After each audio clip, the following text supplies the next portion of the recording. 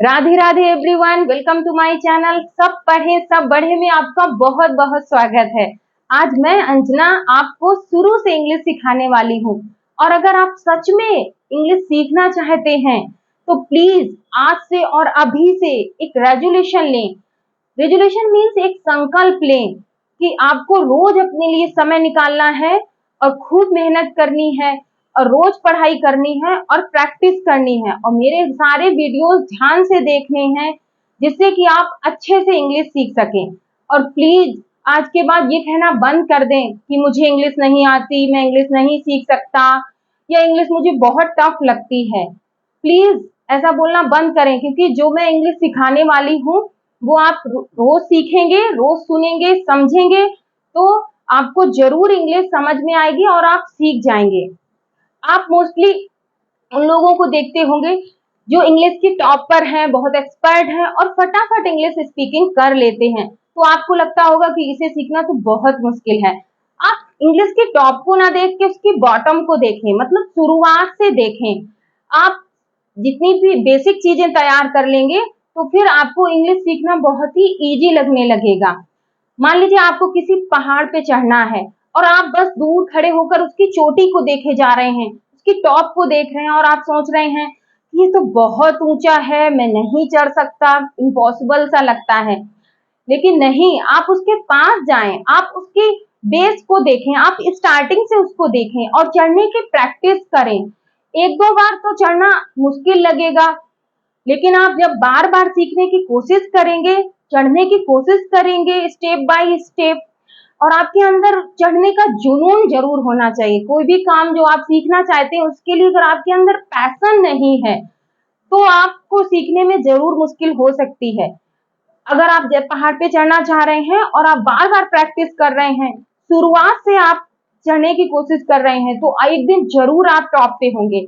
इसी प्रकार अगर आपको इंग्लिश सीखनी है तो उसकी बेसिक चीजें तैयार करें। शुरुआत में जो चीजें सीखनी हमारे लिए बहुत जरूरी है उन्हें ध्यान से सुने और सीखें तो जरूर आप इंग्लिश सीख पाएंगे। बस अपने अंदर पैशन को जगाएं, खूब सारी प्रैक्टिस करें और एक डिटर्मिनेशन बना ले, दृढ़ संकल्प बना ले कि मुझे सीखना है, मुझे रोज इतना टाइम देना है और रोज प्रैक्टिस करनी है, सारी चीजें अच्छे से लर्न करनी है। तो ऐसी कोई भी चीज नहीं जो आप नहीं सीख सकते हैं। इसीलिए मैं आज आपको बिल्कुल जीरो लेवल से इंग्लिश सिखाऊंगी। मेरे वीडियोज मोस्टली उन बच्चों के लिए जो जिन्हें बिल्कुल भी इंग्लिश नहीं आती है उनके लिए भी यूजफुल है, या जो पेरेंट्स हैं इंग्लिश सीखना चाहते हैं उनके लिए भी यूजफुल होने वाले हैं, या आप स्पीकिंग के लिए इंग्लिश सीखेंगे तो भी आपके लिए वीडियोज यूजफुल होंगे। अगर आप टीचर हैं, अपनी टीचिंग को और ज्यादा अच्छा बनाना चाहते हैं तो भी आपके लिए बहुत यूजफुल होंगे। और अगर आप कंपटीशन की तैयारी कर रहे हैं तो भी मैं अपने वीडियो में इतनी इंपॉर्टेंट चीजें बताऊंगी कि आपके लिए बहुत ही यूजफुल होंगे। तो प्लीज मेरे वीडियो को ध्यान से देखते रहें, शेयर करते रहें और खूब मेहनत करें। Okay, let's start. Alphabet. Alphabet means वर्णमाला। इंग्लिश भाषा को सीखने के लिए शुरुआत इन्हीं छोटे छोटे अक्षरों से होती है जो 26 होते हैं। इंग्लिश अल्फाबेट में 26 लेटर होते हैं। यहाँ मैंने जो लिख रखे हैं उसमें से पहला लेटर जो है वो कैपिटल है और सेकेंड लेटर जो है वो स्मॉल लेटर है।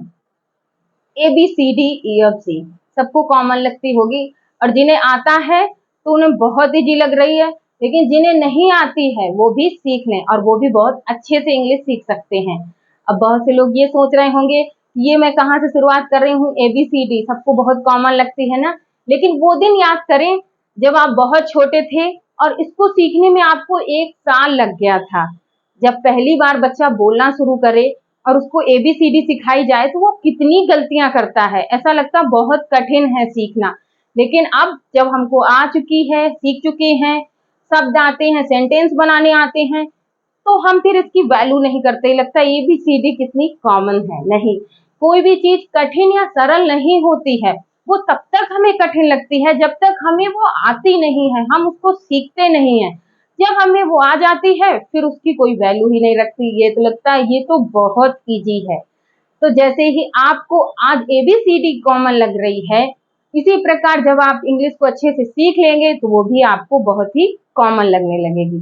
मैं इसलिए ये बातें बता रही हूँ कि आप इंग्लिश से डरे नहीं, अपने अंदर कॉन्फिडेंस लाएं कि आपको बिल्कुल नहीं आती है फिर भी आप सीखेंगे। बस मेरे साथ जुड़े रहें, मेरे वीडियो को रोज अच्छे से वॉच करें और छोटे छोटे पॉइंट स्टेप बाय स्टेप जो मैं वीडियो बनाऊंगी उन्हें आप रोज सीखते रहें उन शब्दों को, और उसके बाद फिर जो मैं सेंटेंस सिखाऊंगी उनको सीखते रहें, तो आप जरूर एक दिन अच्छे से इंग्लिश सीख जाएंगे।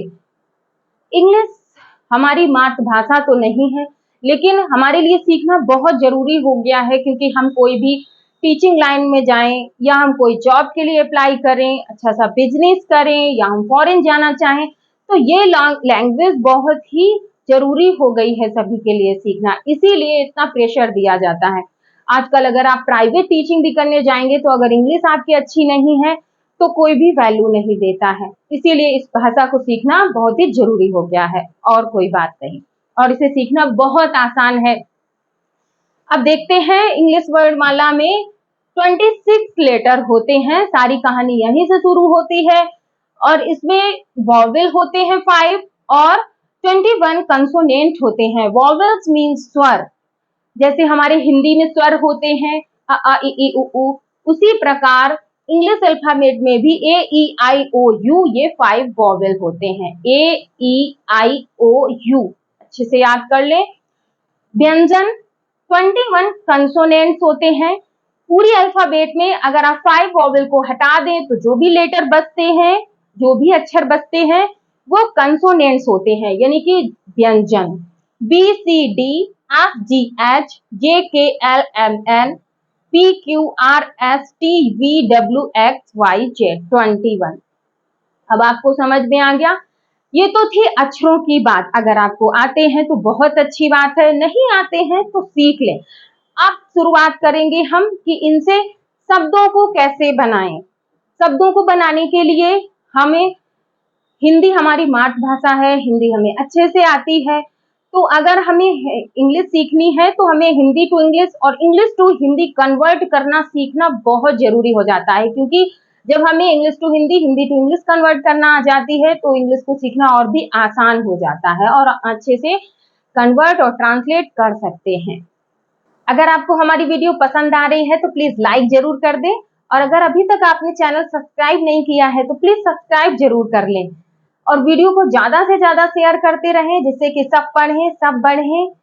अगर आप भी हमारी तरह सोच रखते हैं कि सब पढ़ें, इंग्लिश सबको आनी चाहिए, तो प्लीज आपके रिलेटिव या फ्रेंड्स या आपके नॉन में जो ऐसे लोग हैं जिन्हें आप चाहते हैं कि वो पढ़ें, तो आप उनको वीडियो ज्यादा से ज्यादा शेयर करें, जिससे कि सब इसका लाभ उठा पाएं और सब इंग्लिश सीख पाएं।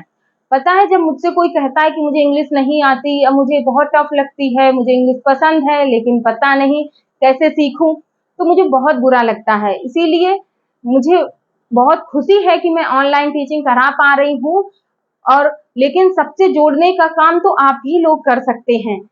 तो आपके नॉन में कुछ ऐसे लोग हों जिन्हें आप चाहते हैं कि वो भी इंग्लिश सीख पाए, तो प्लीज वीडियो को ज्यादा से ज्यादा शेयर करते रहें कि कोई बच ना पाए, सब पढ़ें सब बढ़ें। और अगर आप कोई मेरा मिशन अच्छा लगता है तो प्लीज कमेंट में मुझे जरूर लिखिएगा कि सब पढ़ें सब बढ़ें। आइए सीखते हैं। इंग्लिश सीखने के लिए हिंदी से इंग्लिश और इंग्लिश से हिंदी में शब्दों को बनाने के लिए ये सीखना बहुत जरूरी है। अगर हमें सारे हिंदी अक्षरों की इंग्लिश सही से पता है तो हम शब्दों को इंग्लिश में कन्वर्ट कर सकते हैं और इंग्लिश शब्दों की हिंदी बना सकते हैं, इसलिए इन्हें याद करना बहुत जरूरी है। जैसे लिखा है, छोटा आ से ए बनता है, बड़ा आ से डबल ए बनता है, छोटी ई से आई बनती है और बड़ी ई से डबल ई और आई दोनों का यूज आप कर सकते हैं। छोटा ऊ से यू बनता है और बड़ा ऊ से डबल ओ या हम यू का भी यूज कर सकते हैं।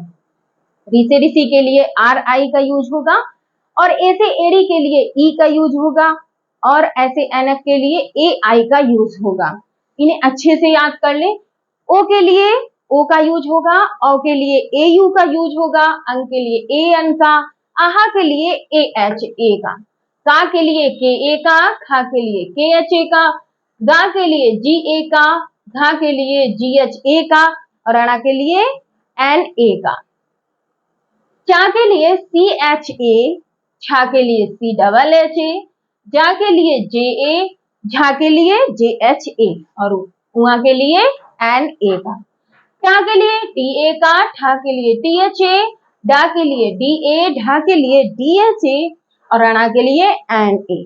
ता के लिए TA, था के लिए THA, दा के लिए DA, धा के लिए DHA, ना के लिए NA, पा के लिए PA, फा के लिए PHA और FA भी बना सकते हैं, बा के लिए BA, भा के लिए BHA, मा के लिए MA, या के लिए YA, रा के लिए RA, ला के लिए LA, वा के लिए VA और शा के लिए SHA।